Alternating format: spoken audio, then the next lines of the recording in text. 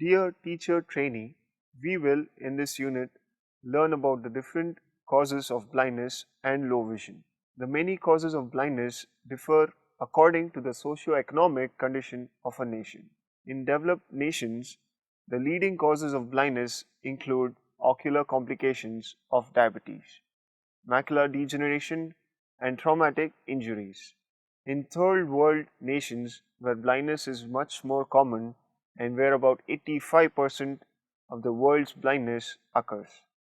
Principal causes include infections, cataracts, glaucoma, injury, and inability to obtain any glasses. Infectious causes in underdeveloped areas of the world include trachoma, onchocerciasis, or river blindness, and leprosy. The most common infectious cause of blindness in developed nations is herpes simplex.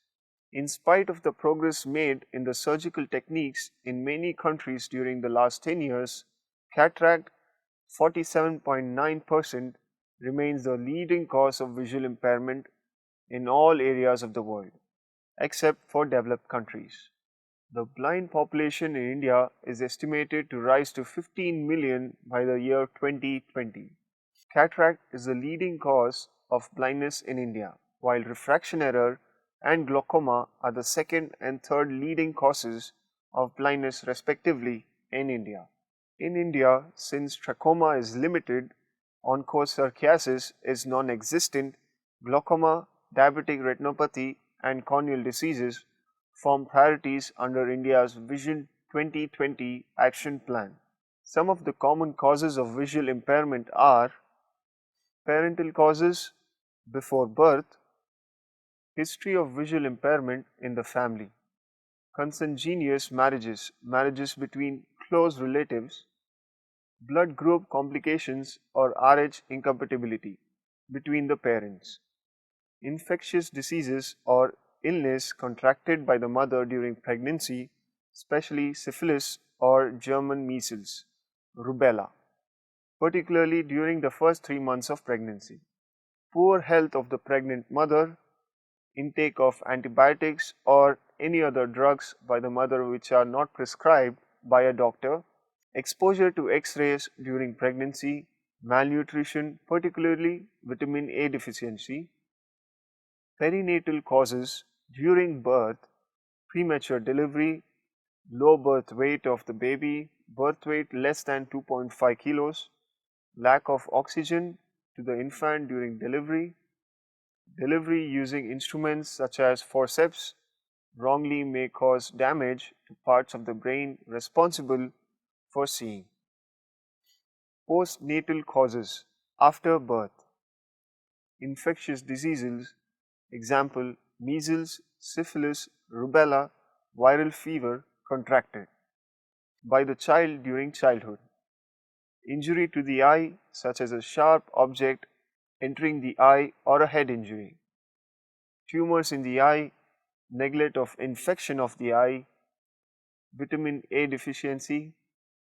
Thus, we see that both hereditary, as indicated by history of visual impairment in the family, and environmental factors, example, infectious diseases or injury, can lead to visual impairment.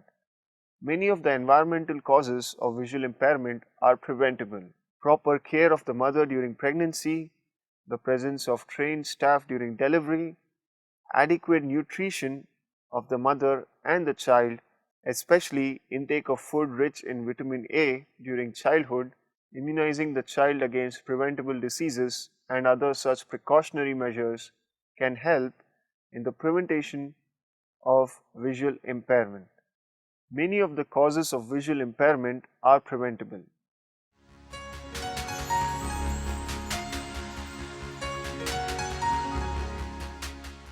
Let us now learn what is a cataract.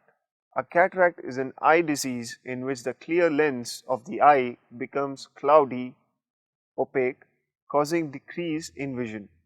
Although the word cataract to describe this condition has been part of the English language only since the middle of the 16th century.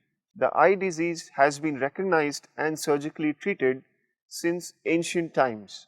The lens is a portion of the eye that is normally clear. It assists in focusing rays of light entering the eye into the retina, the light sensitive tissue at the back of the eye.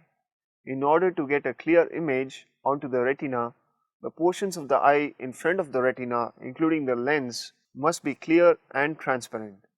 Once light reaches the retina, the light initiates a chemical reaction within the retina. The chemical reaction in turn initiates an electrical response which is carried to the brain through the optic nerve. The brain then interprets what the eye sees.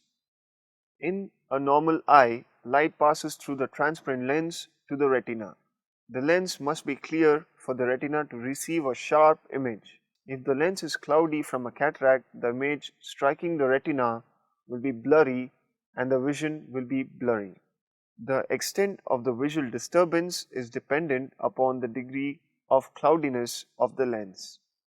Cataracts are very common in older people. By age 80, more than half of all Americans either have some degree of cataract or have already undergone cataract surgery in one or both eyes. By age 95, this percentage increases to almost 100%. A cataract is not contagious and cannot spread from one eye to the other or from one person to the other person. They are neither painful nor make the eye itchy or red. Although vision can be restored in most people with cataracts, age-related cataracts are still the most common cause of blindness in the world, primarily because many third world nations lack appropriate surgical services. What are the different types of cataracts? Cataracts can be classified by anatomical location within the lens, degree of clouding of the lens, or by the cause of the cataract. The lens of the human eye is shaped similar to candy. It has a front anterior part and a back posterior part. The central portion of the lens is called the lens nucleus and the outer portion is called the lens capsule. Between the inner nucleus and the outer capsule is a portion of the lens called the cortex. Clouding of the lens can occur only in the nucleus, in which case the term nuclear cataract or nuclear sclerosis is used. If the clouding occurs in the lens cortex only, the cataract is termed a cortical cataract. If loss of clarity of the lens is primarily in the capsule, the term subcapsular cataract is used. The location of the clouding can also be defined as being anterior or posterior, central or peripheral.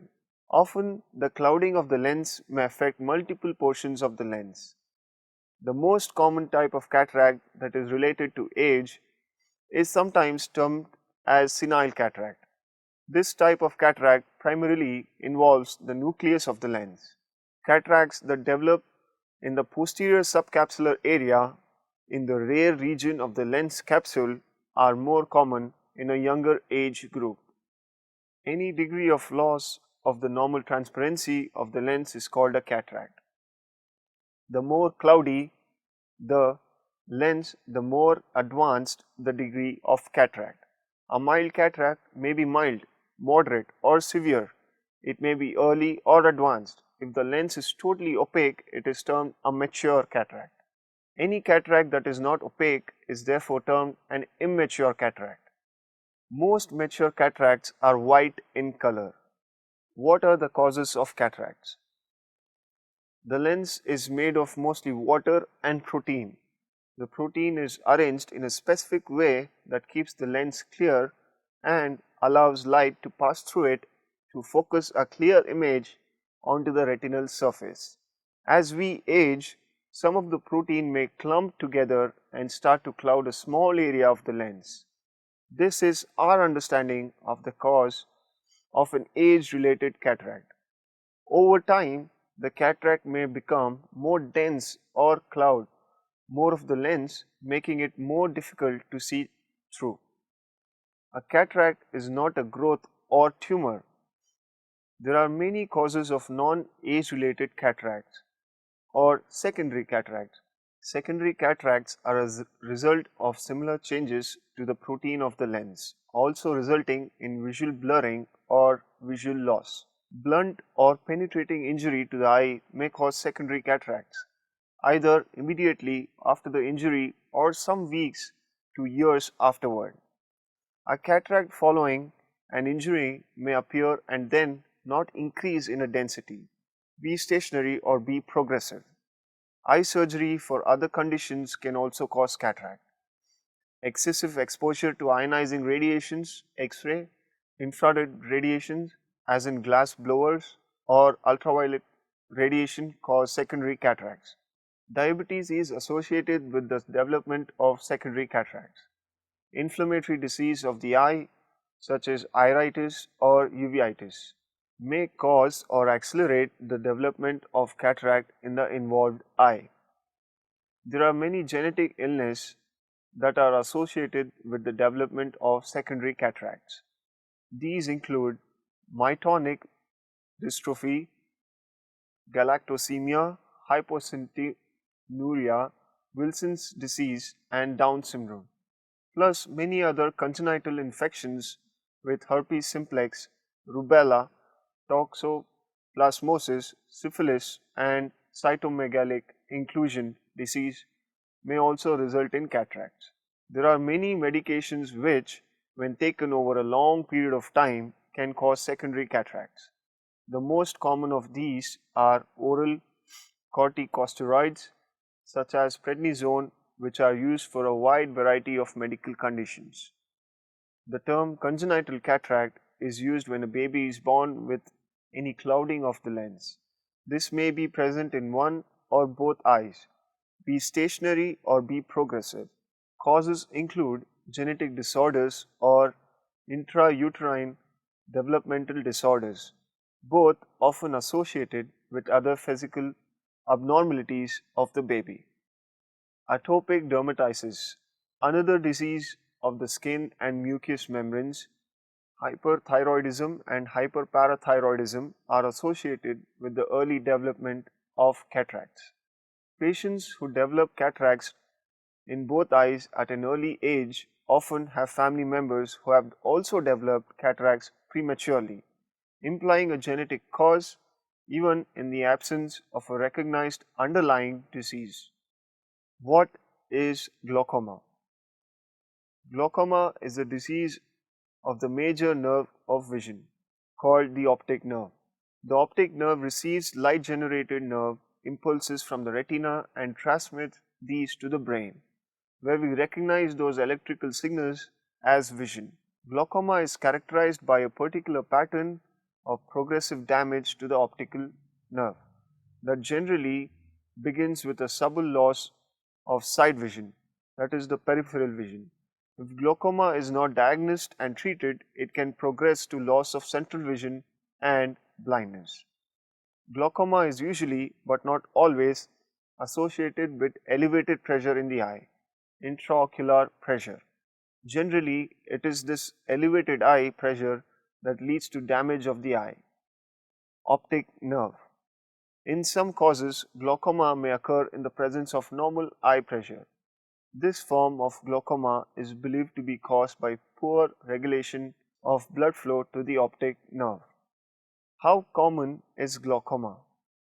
Worldwide, glaucoma is the leading cause of irreversible blindness. In fact, as many as 6 million individuals are blind in both eyes from this disease. In the United States alone, according to one estimate, over 3 million people have glaucoma. As many as half of the individuals with glaucoma, however, may not know that they have the disease.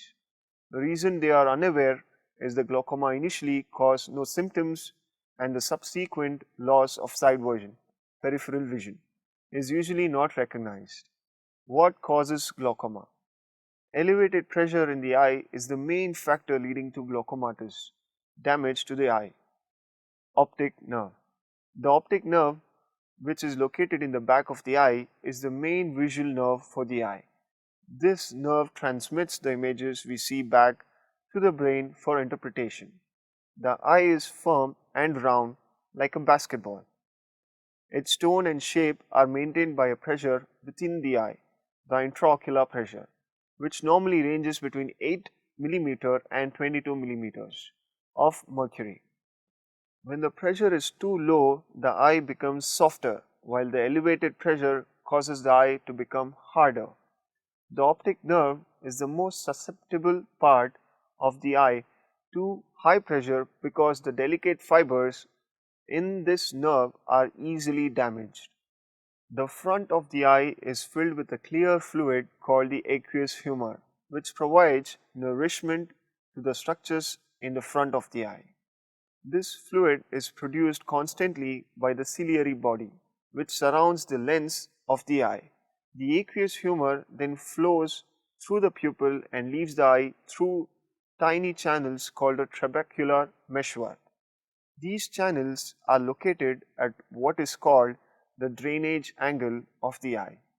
This angle is where the clear cornea, which covers the front of the eye, attaches to the base, root or periphery of the iris, which is the colored part of the eye.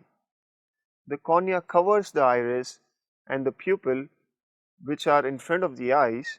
The pupil is the small, round, black appearing opening in the center of the iris. Light passes through the pupil, on through the lens, and to the retina at the back of the eye.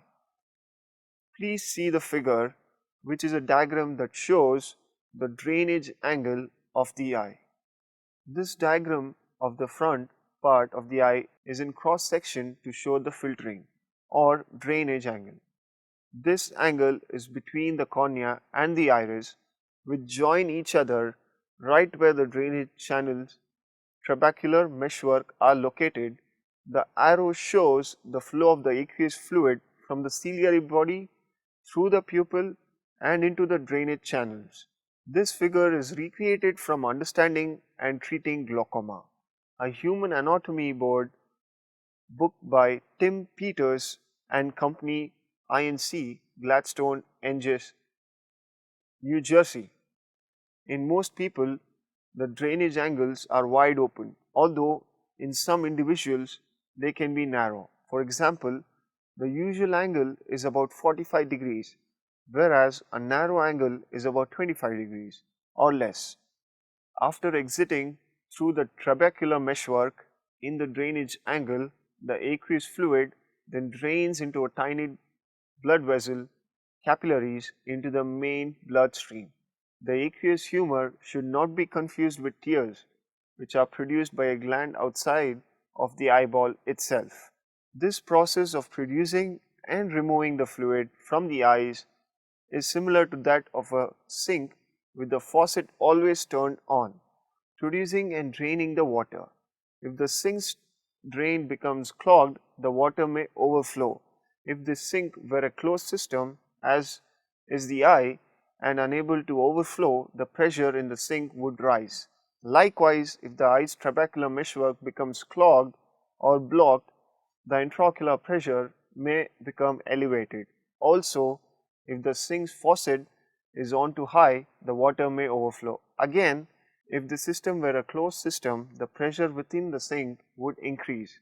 Likewise, if too much fluid is being produced within the eye, the intraocular pressure may become too high. In either event, since the eye is a closed system, if it cannot remove the increased fluid, the pressure builds up and optic nerve damage may result.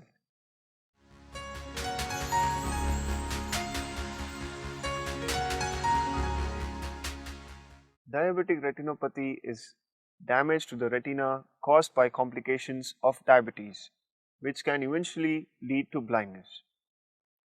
It is an ocular manifestation of diabetes as a systemic disease, which affects up to 80% of all patients who have had diabetes for 10 years or more. Despite these intimidating statistics, research indicates that at least 90% of these new cases could be reduced if there was proper and vigilant treatment and monitoring of the eyes. The longer a person has diabetes, the higher his or her chances of developing diabetic retinopathy.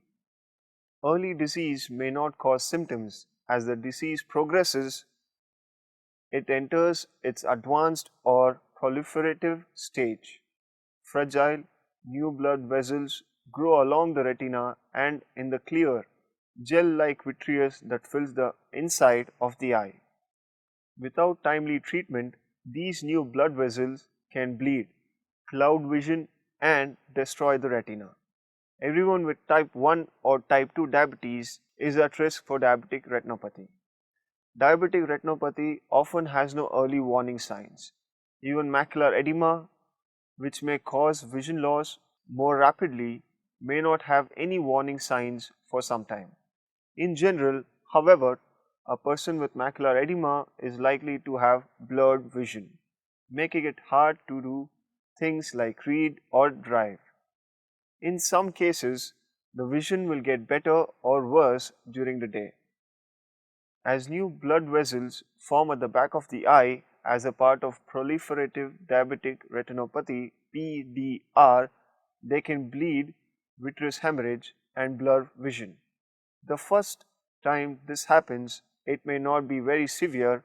In most cases, it will leave just a few specks of blood or spots floating in a person's visual field, though the spots often go away after a few hours. These spots are often followed within a few days or weeks by a much greater leakage of blood, which blurs vision. In extreme cases, a person will only be able to tell light from dark in that eye. It may take the blood anywhere from a few days to months or even years to clear from the inside of the eye, and in some cases, the blood will not clear. These types of large hemorrhages tend to happen more than once, often during sleep. Swelling in the portion of the retina that is most sensitive to light makes it hard for a patient to do things like read and drive. As new blood vessels form at the back of the eye, they can bleed and further blur vision. Large hemorrhages tend to happen more than once, often during sleep. There are no early warning signs. It is strongly recommended that all diabetics have eye examinations at least once, ideally twice a year.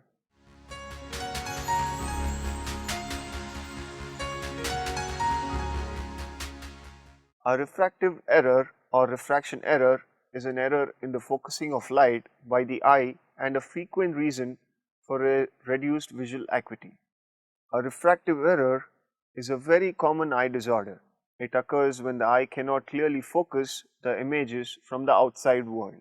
The result of refractive errors is blurred vision, which is sometimes so severe that it causes visual impairment.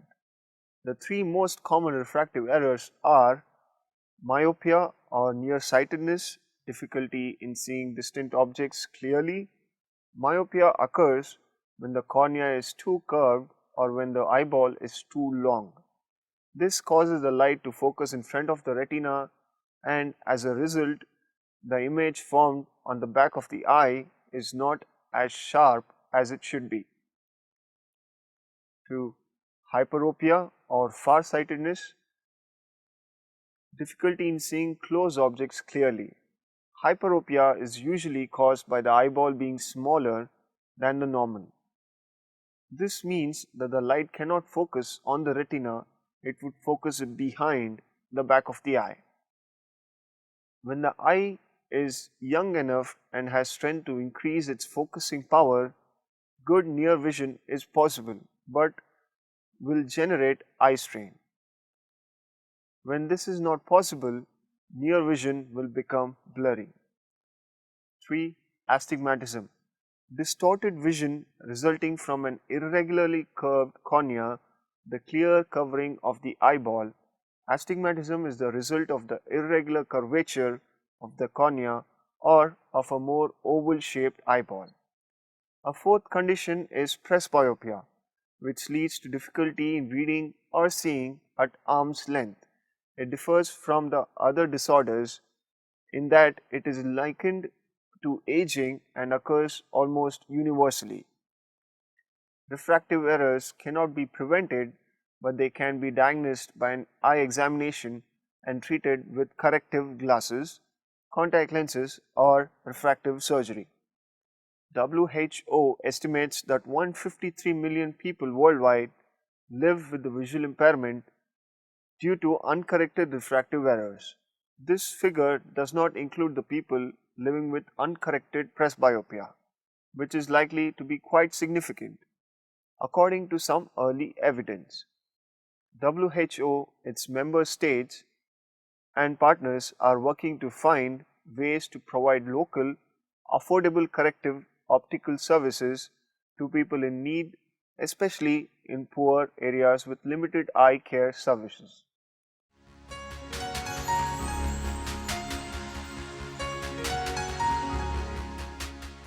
When you think about it, the very act of actually seeing the world around us is an astonishing thing. It relies on the interaction between the brain and the eyeball, two extraordinary complex organs. So it's hardly surprising that there are so many ways in which we can suffer sight loss or reduction. The National Program for Control of Blindness (NPCB) was launched in 1976 as a 100% centrally sponsored scheme with the goal of reducing the prevalence of blindness from 1.4% to 0.3%. According to a survey in 2001-2002, the prevalence of blindness was estimated at 1.1%. The target for the 10th plan was to reduce this to 0.8% by 2007. A survey done in 2006-2007 estimated the prevalence of blindness at 1%. The main causes of blindness in India are as follows: cataract 62.60%, refractive error 19.70%, corneal blindness 0.90%, glaucoma 5.80%, surgical complications 1.20%, posterior capsular opacification 0.90%, posterior segment disorder 4.70%, and others 4.19%. The estimated national prevalence of childhood blindness, low vision is 0.80 per thousand. Thank you.